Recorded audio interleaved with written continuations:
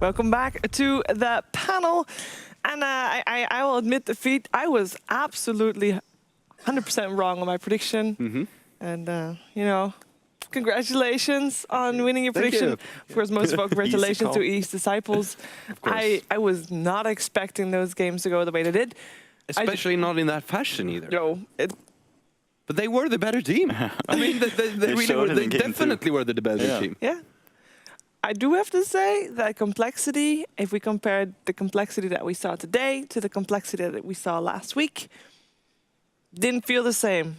Did not feel the same. I don't know if it was because East Disciples just were able to throw them off their game so hard that, you know, they couldn't perform properly anymore, or that maybe they had an off day for some other reason. But, I mean, that game. Yeah. What's a quick recap for the game for you? Miss. Yeah, miss. That's a pretty good recap. That's about it. Yeah. I am waiting for a replay to show up there, but I think I'm seeing anime or something. What am I seeing? I don't even know. No, it's a Twitter. I don't think it's preparement for a replay. No. Do we even have one? I think we saw some replays already there. But no, seriously. I mean, of course, East Disciples played really well. They had great coordination. They did have a bit of a fallback on what the casters called, like maybe lack of experience and just running up high ground thinking, hey guys, we got this. One mid push that was really stupid. Other than that, I think they played pretty all right. Yeah, pretty good. Or pretty, I mean, like, no rash decisions, not overextending even though they're in the lead and stuff like that. That's usually signs of inexperience. The mid thing was very, very clearly a sign of that, but other than that, it was fine. And RPing illusions. RPing illusion, yeah, maybe. And ground. But that can happen to anyone. It can happen to anyone. But yeah, maybe that wasn't great. But overall, they really impressed me. They played a lot better than I would have thought. MVP for you for this for these games? These two series? The first game was probably Shaker. Second game, I'm not sure. Lina, probably. Okay. EGM? Probably Clock the first game. I think he made most of it. Yeah. In the early game, Magnus did so much in the second game. So I think I give it the MVP to him actually. Yeah, I would agree with that. He was on point with the RP. Really well. Absolutely. Yeah, he got some bad RPs out of that, but he made so much the early game. Yeah, he actually had some really good just skewers as well. He found people even RP all over the map. There was one skewer on mid where I thought like that shouldn't have hit, that did hit. Yeah. But that was, I mean, Isama smiling on them, obviously. I mean, and that happened a lot this game, it felt like. We do have a clip for you prepared, by the way, so we are going into the drawing board.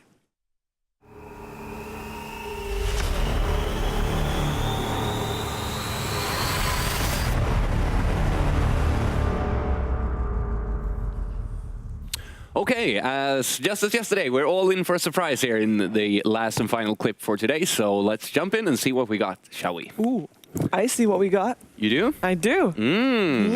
It is the fight on bottom lane. This is a fight where I actually thought that complexity was coming back.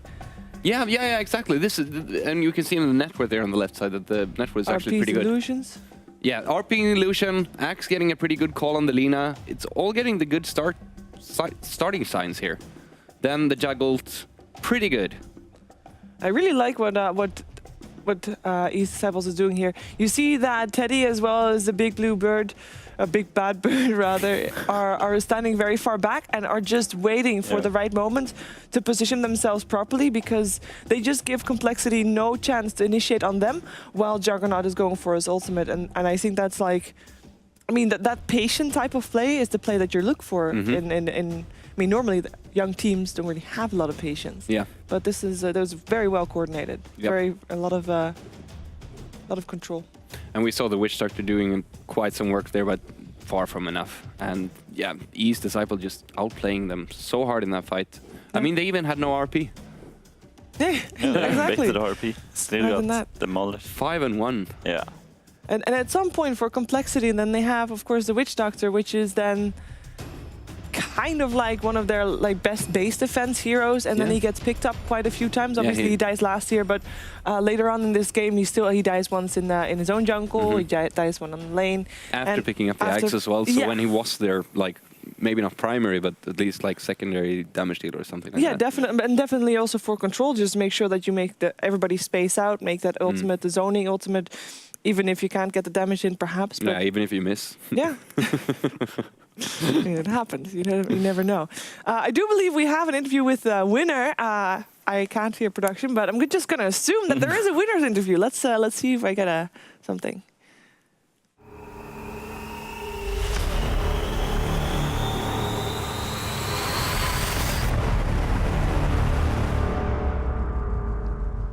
Hello, disciple of Eternal Envy. Hello, how's it going? It's going great. With who do we have the pleasure of talking to, by the way? Because I wasn't able to hear that from production. Yeah, I'm OKC. Vengeful Spirit and Earthshaker. Yeah. The sacrificial lamb in the first game, that's for sure. Some very nicely placed fishers there. I actually have one simple question. What makes you worthy of being an Eternal Envy disciple? I don't know. I just felt the calling. I guess that's how it goes for other team. How did you come up with the name? Well, that was all Teddy. Teddy's a big Eternal Envy fan, and shout out to Eternal Envy. Teddy wanted to say that.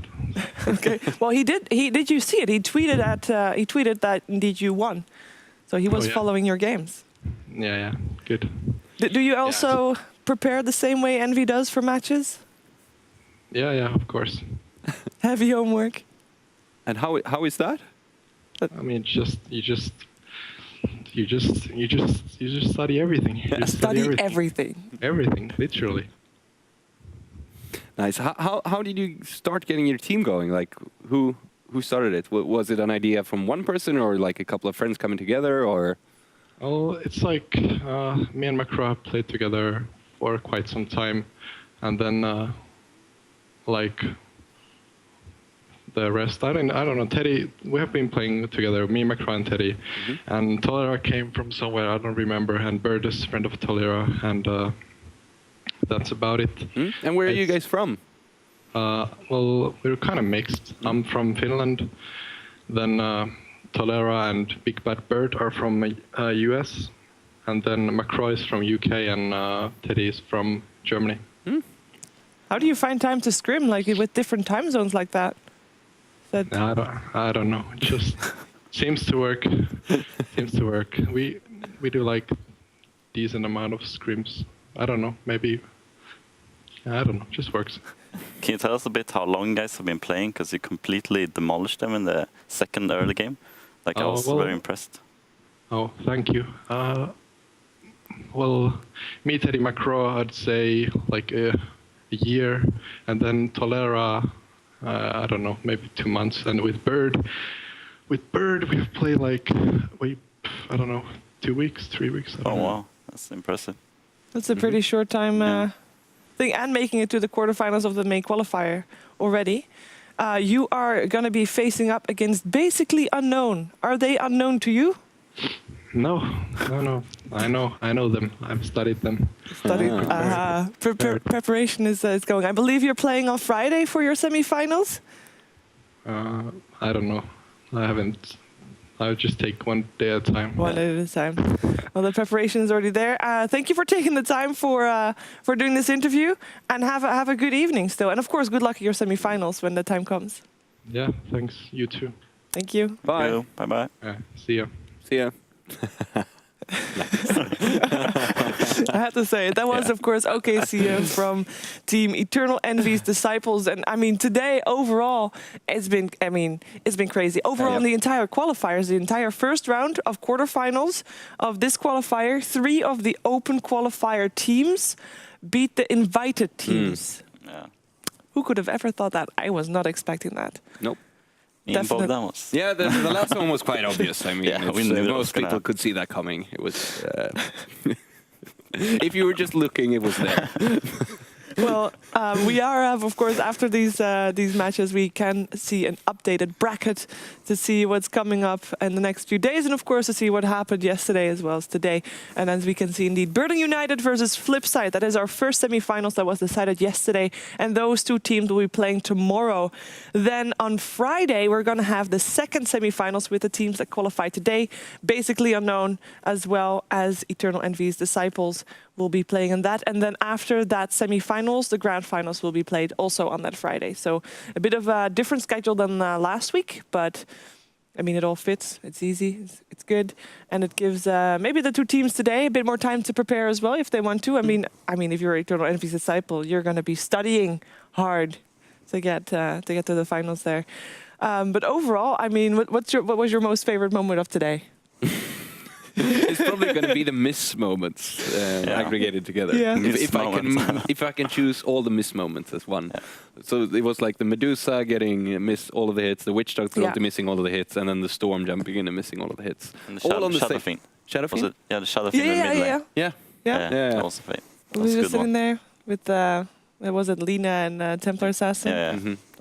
Loads of misses. Yep. Crazy. And all for Eternal Envy's disciples. And what's in a name, really? I mean, it was crazy. Actually, one more thing before I sign off is... Put on the cap. No, I'm not put on the cap. I'm pointing toward boxes next to me. First of all, if this game would have been on Dota 2 Lounge, I think a lot of Bugattis would have been lost. I lost, so it's probably not mine. But I was mostly aiming at the mouse and the mouse pad, or rather plural, because there's multiple there. And you can win those by going to facebook.com/ROG Nordic.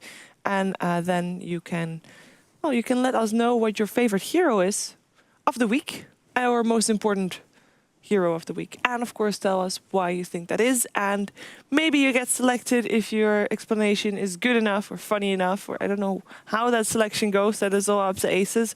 So luckily we're not involved in that. No bribing, but you can go there. You can win a mouse or a mouse pad, or maybe even both if you're really lucky. But yeah, that's that. Tomorrow we're going to be back here. It is going to be 17:30 for our first semifinals. It is a Flipside taking on Burden United, and we might have Shane back. So just in case that is the case, we'll see. And just to clarify, I take bribes. Just to clarify, it doesn't work. He has no say in it. I never said I would do anything. I just take bribes. Fair enough. Okay, so tomorrow 17:30 CET for pre-show CEST actually for the pre-show, and 1800 CEST for the semi-finals. We'll see you then.